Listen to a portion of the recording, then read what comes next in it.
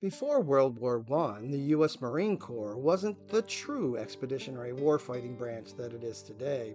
It was frequently neglected, underfunded, and at one point entirely disbanded.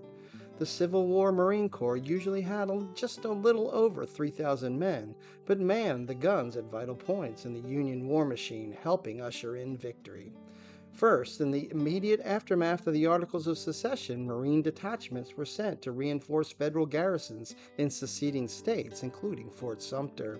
While the Marines were unable to reach Fort Sumter, they did reinforce Fort Pickens in Florida, which, though threatened by Florida secessionists throughout the war, never fell from Union control. But the Marines didn't just defend backwater outposts. A battalion of 348 Marines under the command of Major John Reynolds fought at the First Battle of Bull Run on July 21, 1861.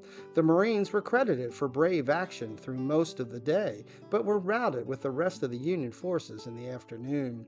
Perhaps the greatest contribution of the Marines to the war effort was their manning of guns on Navy ships and guarding Union positions on America's rivers, helping ensure the success of the Anaconda Plan, which called for the Confederacy to be split in two and starved for supplies.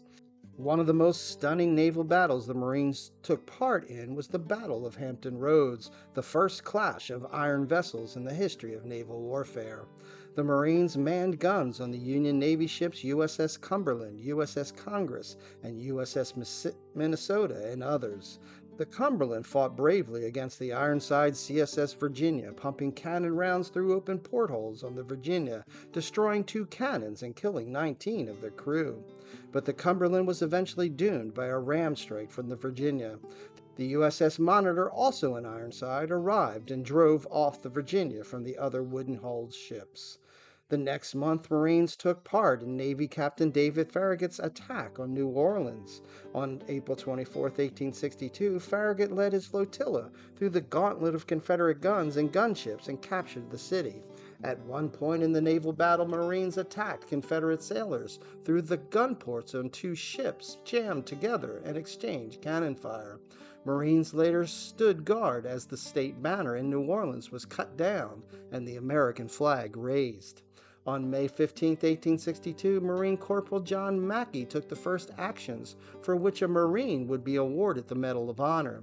He was on the USS Galena at the Battle of Drury's Bluff.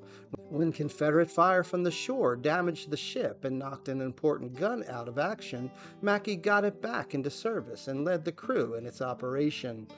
The Marines, under David Farragut's command, distinguished themselves again when then Vice Admiral Farragut sent his ships past Confederate torpedoes and Fort Morgan to threaten Mobile Bay, Alabama. It was in this battle, with Marines firing their muskets into enemy portholes, that Farragut uttered his famous curse, "Damn the torpedoes, full speed ahead."